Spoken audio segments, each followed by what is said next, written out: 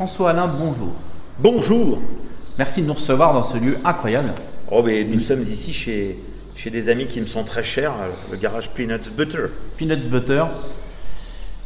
Alors, on avait envie de discuter ensemble un petit peu, parler outre de la télé, de tous les projets qu'il y a eu et qu'il y aura, mais aussi revenir un petit peu sur cette passion de l'automobile.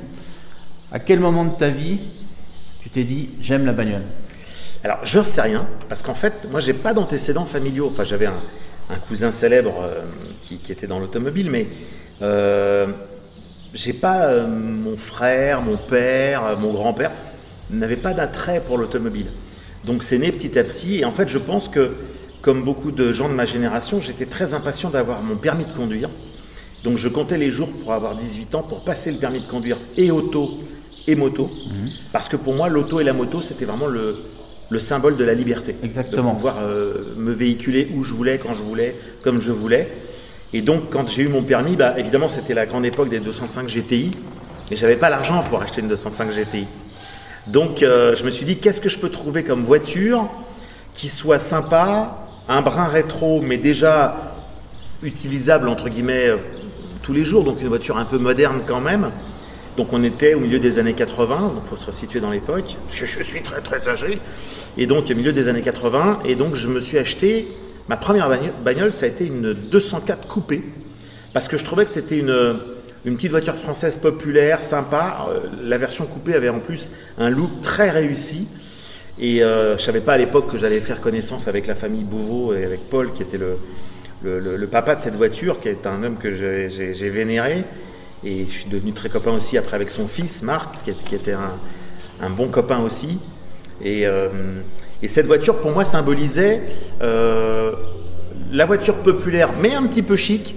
C'est-à-dire qu'il y avait le coupé était un peu plus élitiste que les autres modèles, donc il y avait ce côté un peu chic, et c'est une voiture que j'ai adorée. Si bien que, l'ayant adorée, j'ai rapidement eu envie d'acheter la version cabriolet. Et pendant plusieurs années, le coupé était ma voiture de semaine, et le cabriolet, ma voiture de week-end. Donc j'avais un parking, donc du lundi au vendredi, le cabriolet dormait dedans et je roulais en coupé. Le vendredi soir, je switchais, je garais le coupé et je prenais le cabriolet le week-end. Ça a duré plusieurs années. Bon, puis après ça s'est enchaîné. Auto Bianchi A112, qui a été aussi une voiture que j'ai toujours, bien sûr, mais que j'ai aussi beaucoup aimé. Oui, d'ailleurs, c'est une auto qui est assez rare. Hein. Enfin, alors, c'est une des plus vieilles. En fait, voilà, j'ai commencé par une Abarth. Enfin non, j'ai eu d'abord une élégante. Ensuite, j'ai eu une Abarth qui est partie en baladurette ou en jupette, je ne sais plus. Et je l'ai tellement regretté, cette voiture, que quelques années après, j'ai eu l'opportunité de retrouver la même couleur, mais en super état. Donc évidemment, je l'ai acheté. Et quelques années encore plus tard, j'ai eu par un copain l'opportunité de pouvoir acheter une des toutes premières. Et on s'est aperçu que c'était carrément la plus ancienne aujourd'hui connue en France. Chose assez drôle que j'ai gardée et que je pense que je garderai longtemps parce que cette voiture-là, j'y suis très attaché. Puis j'ai eu Fiat 500, 2 chevaux. Et puis un beau jour, je me suis acheté une DS. Oui, alors cette DS, justement, voilà. Cette fameuse DS qu'on voit là, qui a une couleur déjà qu'on voit peu finalement, et justement qui lui va à ravir. Et l'histoire de cette DS, elle est incroyable parce que, raconte-nous un petit peu cette histoire. L'histoire de cette DS, elle est incroyable. En fait, c'est vrai que comme j'ai souvent été un peu étiqueté Peugeot, parce que je me suis occupé beaucoup de clubs Peugeot, j'ai écrit des bouquins sur Peugeot, etc. Oui, tu as écrit beaucoup de bouquins que tu as édités, tu as écrit beaucoup d'articles dans la presse. Absolument. Depuis des années, dont Rétropassion Automobile. C'est vrai, j'ai fait partie de la toute première équipe de Rétropassion, donc j'ai écrit dès la création du Canard. Si j'ai bonne mémoire, j'avais fait un article sur le D3A Peugeot, justement, le nez de cochon, dans le numéro 1 de Rétropassion, ça s'appelait Rétropassion à l'époque, Rétro Hebdo. Exactement. Au tout début, ça s'appelait Rétro Hebdo. Donc, dans le numéro 1 de Rétro Hebdo, il y a déjà un papier que j'avais fait. Et en fait, j'ai un copain qui m'appelle un jour parce qu'il était dans un club où il avait un de ses adhérents qui souhaitait se séparer de sa collection de voitures et plutôt en lot. Il ne voulait pas s'enquiquiner à vendre au détail. Donc, j'ai dû acheter un lot dans lequel il y avait cette DS. Et lui, il était persuadé que c'était les Peugeot qui m'intéressaient. Ce qui aurait pu être le cas, mais on ne peut pas tout garder. Donc à un moment donné, il faut faire un choix. Et en fait, il me dit, il y a une DS dans le lot. Ah bon, c'est quoi? Une DS 67? Bien. Et donc, j'obtiens la copie de la carte grise. Et j'appelle le conservatoire Citroën où je demande qu'on m'identifie la voiture, puisque les collectionneurs savent que la plupart des constructeurs peuvent identifier les voitures de façon très précise, et on sait le jour de la sortie de la voiture, de quelle couleur elle était, quelles étaient les options, etc. Et donc, Marc-André Bieler, à l'époque, qui était le patron du conservatoire, me dit, écoute, voilà, dans les registres, ta voiture figure bien, il n'y a pas de souci, elle est fabriquée à Javel, machin, etc. Elle a été livrée le 3 mai. Comme le premier était férié, on bossait pas, enfin, les gens ne bossaient pas ce jour-là, donc elle a vraisemblablement été fabriquée le 2 et livrée le 3, ou voilà, donc à quelques heures près, on peut être sûr quasiment que c'est le 2. Et le 2 mai, c'est ma date de naissance. De la bonne année, bien sûr. De la bonne année. De la bonne année. Et fabriqué à Javel. Voilà, fabriqué à Javel, et ma maman était en train d'accoucher à la clinique de Meudon, donc à 2 km, quoi. 2 km. Donc la voiture a été fabriquée au moment où je voyais le jour. Vous voyez le jour. Voilà, Donc, on a vu le jour tous les deux. Donc elle était faite pour toi, celle-là. Donc elle était faite pour moi, donc je ne pourrais jamais la vendre. Non, c'est impossible. C'est impossible. C'est impossible. C'est impossible. Alors en fait, la couleur n'est pas d'origine, parce que le monsieur qui l'avait avant moi, qui est beaucoup plus âgé que moi, je crois, si j'ai bien compris, avait été un peu marqué quand il était môme par la sortie de la DS en 55. Et donc il voulait avoir une DS qui ressemblait pas mal à ce qu'il avait vu au salon quand il était petit, d'où cette teinte un peu jaune tilleul, oui. Mais qui n'est pas une teinte exacte. Alors moi, c'est vrai qu'en fait au départ, j'étais pas très chaud pour cette teinte-là. Et avec les années, je m'aperçois qu'elle plaît beaucoup parce que les DS sont souvent noires, grises, couleurs qui vont marron glacé, couleurs qui leur vont très très bien, mais je m'aperçois que les couleurs un peu acidulées, un peu 60s, ça lui va très bien, plaisent beaucoup. Alors, je suis assez hésitant entre la laisser dans cette teinte-là ou lui redonner une teinte qui est conforme au millésime 67. Et c'est vrai que dans ce cas-là, il y a une teinte qui est ressortie en 67 uniquement pour 67 pour fêter les trophées de Citroën en compète. C'est le bleu Monte-Carlo. En fait un bleu plus fin années 50. Oui, effectivement. Et donc si je dois repeindre ma voiture un jour, je pense que ce sera le bleu Monte-Carlo pour être conforme à une teinte du bon millésime, mais une teinte qui fait très, très début 60s, quoi. D'accord. Et qui lui va très bien. Donc voilà, si elle reste pas comme ça, ce sera sans doute le bleu Monte-Carlo. Dans les images qu'on peut voir également dans la vidéo, il y a une 304. Oui. Alors cette 304, c'est pareil. Alors pareil, moi j'ai toujours aimé les voitures populaires. Et c'est vrai que la 304, c'est un peu un coup de bol aussi. D'ailleurs, c'est le même copain qui m'avait trouvé l'Auto Bianchi qui me rappelle un jour, qui me dit écoute, j'ai trouvé pareil une 304, une des premières, machin, viens voir, etc. Et puis donc là, on enlève le capot et là, on est carrément, c'est encore autant l'Auto Bianchi, c'est une des plus anciennes, autant la 304, c'est la plus ancienne. Elle porte le numéro de carrosserie 342, 243. Et donc c'est vraiment, elle a été fabriquée avant la présentation de la voiture, c'est-à-dire qu'elle fait partie des pré-séries et elle a été fabriquée avant le salon 69, en amont, donc avant que la voiture soit officialisée. Elle a encore ses plaques de salon. Elle a encore ses plaques et tout ça, donc elle a un côté Graal, parce que en plus cette voiture-là n'a jamais été restaurée. L'Auto Bianchi, quand je l'ai récupérée, je l'ai fait restaurer conforme et tout, mais elle a été restaurée. Cette voiture-là, on l'a exprès pas restaurée. Et quand je l'ai rachetée, ce qui me plaisait, c'est ça, c'était d'avoir une voiture totalement dans son jus. Alors j'ai changé quelques accessoires que j'avais en mieux. J'ai retrouvé les bonnes jantes, les bons enjoliveurs, les bons pare-chocs, tout ça, ça avait été un peu bricolé. J'ai même poussé le vis jusqu'à lui retrouver des pneus Michelin X145, les vrais pneus de la présentation. Elle a ses petits accessoires d'époque, l'autoradio d'époque, etc. Et surtout, c'est le fait qu'elle est, c'est la plus ancienne aujourd'hui recensée au monde. Elle a été exposée à Retromobile en 2019, pour les 50 ans du modèle. Comme l'Auto Bianchi, qui avait été elle aussi exposée, pareil, la même année pour les 50 ans de la voiture, sur le stand de Vintage Mécanique. Et c'est marrant d'avoir. Moi, j'aime bien sur les voitures avoir les toutes premières générations. Il y a souvent un charme rigolo. Oui, voilà. C'est vrai, il y a beaucoup de charme. Et dans toutes les autos que tu as eues, il t'en manque forcément au moins une. Si on devait te demander quelle est la voiture la voiture qui te manque, il y a bien une auto que tu n'as pas eu, que tu rêves d'avoir, même si c'est hors de prix. Ouais, alors il y a toujours un truc qui fait vraiment rêver au-dessus du reste. J'ai toujours été fan. Des carrosseries italiennes des années 60. Je trouve que l'époque, Pininfarina notamment, mais pas que, mais beaucoup Pininfarina, dans les années 60, ils ont fait ce qu'il y avait de plus beau. Alors c'est vrai qu'évidemment, une Ferrari 275, ça reste un truc magique. Mais de façon plus modeste, un petit cabriolet Fiat 1500 ou une 404 cabriolet, c'est aussi des autos, ou coupé, le coupé 404 que j'ai eu et que j'ai revendu. Malheureusement, avec le recul, je regrette, mais bon, j'ai eu besoin de le revendre pour racheter autre chose derrière. La 404 coupé, c'est une auto pas très répandue, Non. pas forcément très connue, et extrêmement élégante. J'adore. Oui, c'est une très belle auto. Très très belle voiture. Et puis c'est drôle parce que comme elle a été fabriquée chez Pininfarina en même temps que les Fiat, que les Ferrari, les puristes savent qu'il y a 2-3 accessoires, notamment la poignée de lève-vitre, le clignotant avant. Il y a 2-3 pièces qui sont identiques à une Ferrari 250. Donc c'est drôle. Quand tu roules avec une 404 coupée, te dire ça c'est une pièce de Ferrari. C'est une pièce de Ferrari. Et alors, toute cette passion, elle t'a amené forcément donc à faire de la radio, puisqu'on te retrouve chez Sud. Alors je travaille assez régulièrement avec François Sorel et Jean-Luc Moreau sur l'émission Votre Auto sur RMC. Bon, ce qui m'empêche pas d'aller de temps en temps papoter chez les copains à Sud Radio ou autre. Voilà. Et puis, moi c'est vrai que la voiture ancienne m'a toujours plu, donc j'ai fait un peu d'édition, un peu de presse écrite, un peu de télé, un peu de radio. Je suis multimédia en fait. C'est vrai que j'aime tout. Donc on t'a vu pas mal auprès de Dominique Chapat dans l'émission Turbo. En étant le spécialiste ancienne.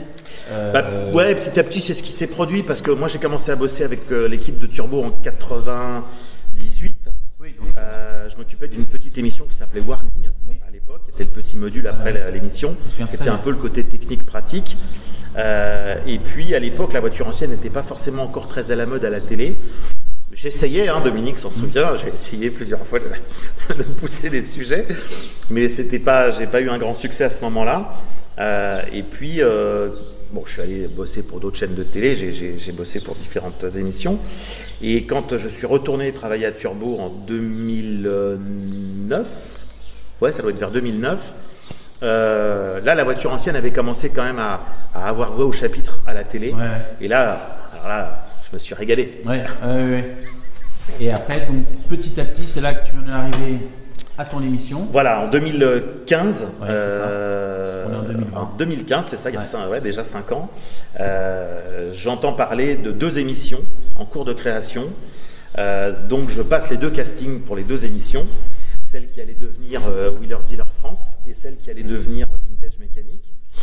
Sans savoir que les 2 étaient d'ailleurs destinés à la même chaîne. Parce que ce qu'il faut savoir, c'est que quand il y a des castings pour ce genre d'émission, en général, on ne nous dit pas pour qui c'est. Il se trouve que moi, j'étais entre guillemets spectateur assidu déjà de RMC Découverte parce que le côté chaîne de télé très axé, documentaire, histoire, moi m'a toujours plu. En plus avec un peu de bagnole. Et quand j'ai su que c'était pour RMC, j'étais super content parce qu'en plus, pour moi c'était signifiant. Il y avait un côté clin d'œil qui me plaisait beaucoup. Et donc, j'ai choisi Vintage Mécanique et puis voilà, depuis 5 ans, c'est une histoire formidable parce que on est toute une équipe qui est plutôt une équipe relativement stable. Les gens ont peu changé au sein de l'équipe. Donc ça c'est plutôt bon signe aussi. Oui, et puis l'audience est quand même au rendez-vous. Chaque saison. L'audience est en croissance permanente. Donc ça c'est quand même c'est rare quoi. C'est vrai que c'est plaisant parce que on est toujours avec cette envie de. Le problème c'est que les gens parfois ne comprennent pas qu'en télé, si on veut durer, il faut faire du grand public. Oui. Une émission de télé de voiture qui serait trop spécialisée n'a pas malheureusement. Oui, c'est là où je voulais en venir. C'est qu'il y a des mécaniques pour faire une émission de télé qui ne correspondent pas forcément à la réalité et il faut accepter que c'est un divertissement. Il faut l'accepter. Et donc, parfois, il faut faire des raccourcis. Absolument. C'est un divertissement. C'est ça qu'il faut bien faire comprendre. On est vraiment dans ce qu'on appelle la fiction de divertissement. C'est pas du reportage, c'est un autre exercice. Et si on veut durer, il faut que l'émission ait du succès en audience, parce qu'il n'y a pas de secret, la télé c'est comme partout. Si pour que ça fonctionne, il faut qu'il y ait de la pub. Pour qu'il y ait de la pub, il faut qu'il y ait du monde. Donc voilà.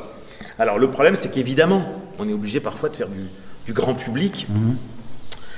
C'est parfois un peu frustrant, bien sûr, parce que dans cette émission, on joue un peu la comédie, parfois on surjoue un petit peu, il y a un peu de cinéma entre guillemets. Parfois, je suis obligé de jouer un peu l'andouille qui fait semblant de ne pas savoir ce qu'en fait je sais très bien depuis très longtemps. Mais c'est normal, c'est le principe. C'est la mécanique. C'est la mécanique de ce type d'émission. Voilà. Donc moi, je l'accepte. Bon, en plus, j'ai pas de problème d'ego par rapport au fait de jouer parfois un peu l'andouille. Et c'est venu assez naturellement, même si je suis pas. Moi, à la base, je suis journaliste, je suis pas présentateur, donc je me suis mis dans le moule. Mais c'est vrai que voilà, je me suis prêté à l'exercice et avec le recul, maintenant, je me marre, quoi. Alors évidemment, dans les critiques, il y a des gens qui regrettent qu'on ne soit pas plus pointu, mais c'est compliqué. Le problème, c'est que voilà, on a une émission qui aujourd'hui dépasse parfois 750 000 téléspectateurs en première diffusion, ce qui est un chiffre énormissime aujourd'hui sur une chaîne comme RMC Découverte pour une émission sur la voiture ancienne. C'est pas une émission de cuisine qui s'adresse à 66 millions de personnes. C'est quand même assez pointu, c'est pour un public. Ce qu'on appelle un marché de niche. Même si la voiture ancienne plaît de plus en plus, et c'est pas moi qui vais m'en plaindre, c'est pas la même audience que certaines émissions sur des thèmes beaucoup plus vastes. Donc aujourd'hui, on a une audience qui est assez formidable, mais on sait très bien qu'en France, les collectionneurs, c'est grosso modo 200 000 personnes. Bon.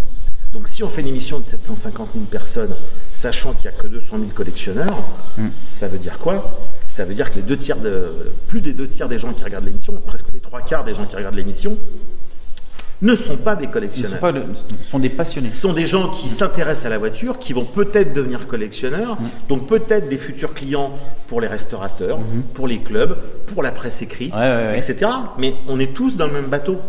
Donc si nous, avec notre émission de télé, qui a la chance, comme beaucoup d'émissions de télé, de pouvoir ramener en 1 heure une quantité énorme de gens, tant mieux. Je veux dire, c'est aussi une manière de conforter cette passion qu'on a tous et de ramener vers nous des gens qui n'auraient peut-être pas osé y aller et qui, par la vulgarisation de la télévision, se disent finalement, voilà, là, tiens, il y a, je sais pas quoi, la 4L dans la grange du grand-père, est-ce que c'est pas l'occasion qu'on la ressorte, qu'on la restaure et qu'on aille le week-end se balader, se faire des pique-niques, faire des sorties de club, etc. C'est aussi une façon de se dire que l'auto qui est tant décriée de notre société en 2020, finalement, elle plaît encore, elle attire encore du monde. Et en France, on a la chance d'avoir pas mal d'émissions, parce qu'il y a beaucoup d'émissions. Mais plus il y en a, mieux c'est. Et je pense qu'on est même un des pays où il y a le plus d'émissions auto. Donc et moi, je trouve que c'est formidable. Donc voilà, c'est une diversité. Voilà, il y a les émissions d'actu sur TF1, sur M6, sur C8. Il y a les émissions de divertissement, principalement sur RMC Découverte et sur le câble, etc. C'est super. Je veux dire, au contraire, c'est tant mieux. Plus il y a d'émissions, mieux c'est. Mieux ça sera. Et du coup, plus de monde il y aura devant la télé, plus de notre passion sera défendue. Parce qu'on est quand même attaqué de toutes parts. C'est clair. Et la télé est quand même un vecteur formidable en termes de capacité d'audience. Donc autant en profiter. On est tous dans le même bateau. Et c'est vrai que moi, j'essaie de faire venir des people dans l'émission. Alors j'ai des gens qui me disent « Ouais, les people, on s'en fout, machin. » Bon, je peux comprendre. Dans les people, la majeure partie sont quand même des gens vraiment passionnés et intéressés. Je pense que c'est bien aussi de montrer que certains people qu'on connaît pour d'autres aspects, en tant que, je sais pas quoi, chanteurs, réalisateurs, comédiens, sportifs, grands chefs, sont des gens qui parfois eux aussi sont des collectionneurs. Et c'est aussi une pierre à l'édifice, c'est-à-dire que ça permet de rappeler que ces gens-là aussi sont passionnés par ça, et quelque part ils sont aussi nos ambassadeurs. Oui, effectivement. Tu vois, parfois les gens oublient ça, mais j'amène pas un people dans l'émission pour amener un people. J'amène un people parce que lui aussi peut dire, moi je suis monsieur un tel, et je revendique que j'aime la voiture ancienne, et que je voudrais qu'on continue à nous laisser rouler, parce que le problème de la voiture ancienne aujourd'hui, dans la tête de beaucoup de gens qui mettent tout qui jettent un peu tout d'un seul coup, c'est que la voiture ancienne, en règle générale, n'est plus utilisée comme une voiture de déplacement pour aller au boulot. C'est devenu un objet passionnel. Donc, de plus en plus, on va aller vers la séparation entre le véhicule de déplacement fonctionnel et une passion qui sert surtout à sortir le week-end, à aller se faire des pique-niques entre potes, faire des sorties de club, etc. Donc je pense que ça n'est plus un problème, surtout qu'on sait très bien que le kilométrage moyen en voiture ancienne est très faible. Et ce que je dis toujours, il y a un facteur évident, c'est les assurances. Si les assurances pour les véhicules de collection sont globalement pas très chères, c'est parce que les assureurs savent que les collectionneurs sont des gens qui font extrêmement attention, Ouais. qui en général ont mis beaucoup de temps à restaurer leur voiture, donc ils y tiennent énormément, donc ils font vachement gaffe. Et donc, statistiquement, les accidents sont beaucoup plus rares. Il y a moins d'accidents, les voitures roulent Et mieux. parce qu'on roule moins. Bien sûr. Et simplement. souvent, nos détracteurs sont ceux qui vont prendre l'avion 10 fois par an pour, voilà. Donc, il y a une chose, c'est vrai qu'il faut remettre les choses en perspective. Ça ne sert à rien de cracher sur l'automobile.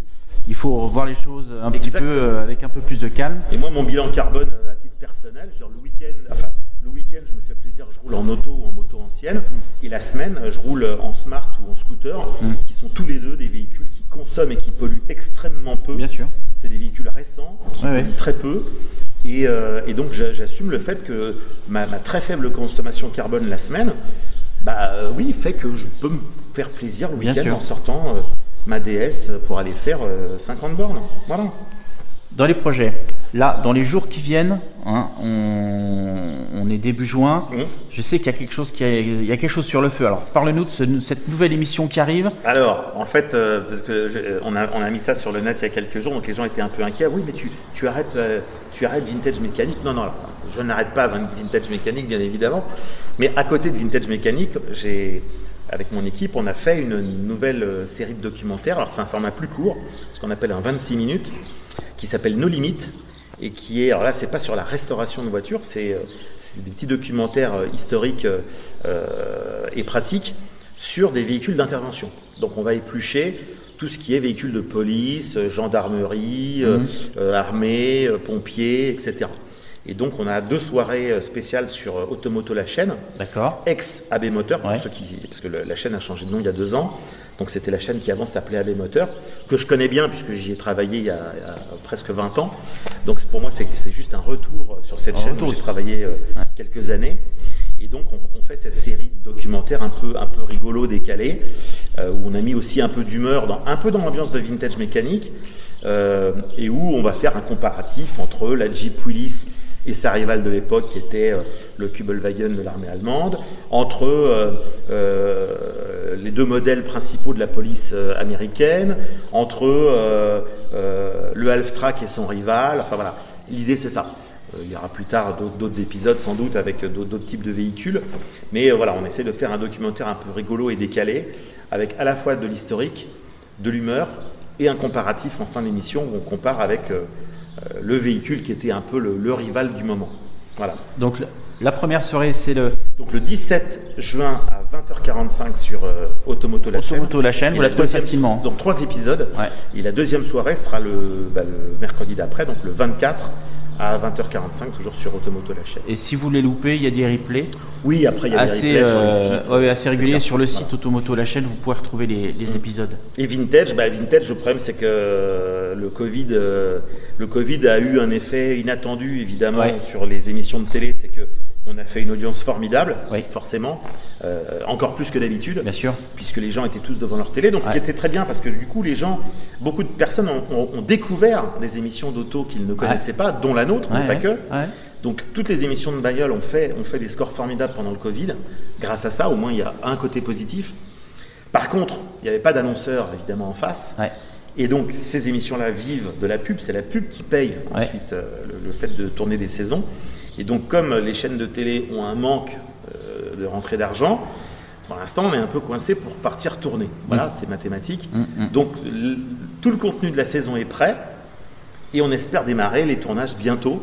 Mais on est déjà un petit peu en retard. Oui, il y a un petit décalage. Bon, après, donc, rendez-vous en 2021. Oui, 2021 pour la suite. En attendant, on se retrouve sur les prochains événements. Le Tour Auto. Bien sûr. En GS. Alors, le Tour Auto en GS. Pour les 50 ans de la GS. 50 ans de la GS, voilà. Moi, j'aime bien les anniversaires. Et elle est très belle. Elle est chouette. Elle est très belle. Elle est chouette. Donc, en fait, j'ai fait en 2018 les 70 ans de la 2 chevaux. En 2019, le centenaire de Citroën et les 85 ans de la traction. Cette année, les 50 ans de la GS. Et puis, ça continuera derrière. J'ai déjà des projets pour 2021, 22, 23. Qui sera copilote d'ailleurs? Alors, pour la GS, ça va être Olivier de Stefano. Ah oui. Et en assistance, mon mécanicien préféré. Monsieur Nicolas. Monsieur Nicolas de Peanut Butter. Voilà. Eh ben, merci beaucoup François, on a vu un petit peu ta passion, tes projets.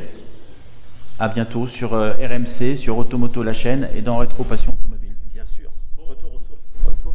Alors tu vois, Jacques, ce qui est bien sur cette voiture-là, ce qui m'a plu sur cette génération de DS, c'est que c'est la dernière série avec l'ancien look, donc l'ancien faciès, le premier, avec les petits Oscars qui se montaient à l'époque et qui donnent un petit côté un peu sportif. Un petit peu sportif, ouais. Et alors, ce qui plaît souvent sur les fans de DS, c'est que le millésime 67, c'est le millésime charnière. Oui. C'est le dernier millésime, comme tu le sais, avec la première façade avant les phares englobés. Et c'est le premier millésime avec le fameux liquide vert. Donc c'est le seul millésime, voilà, le LHM, c'est le seul millésime qui a à la fois déjà le liquide vert, mais encore l'ancienne face. Ouais. Et puis c'est vrai que moi la 21, c'est le modèle intermédiaire entre la 19 et la 23. Moi, à titre personnel, j'adore le tableau de la 21. Oui. Le tableau de la 19 était très futuriste pour son époque, mais assez simpliste, mais très très beau quelque part, parce que stylistiquement c'était juste un ovni. Le tableau de bord de la 23, moi, à titre personnel, ça n'engage que moi, me plaît moins.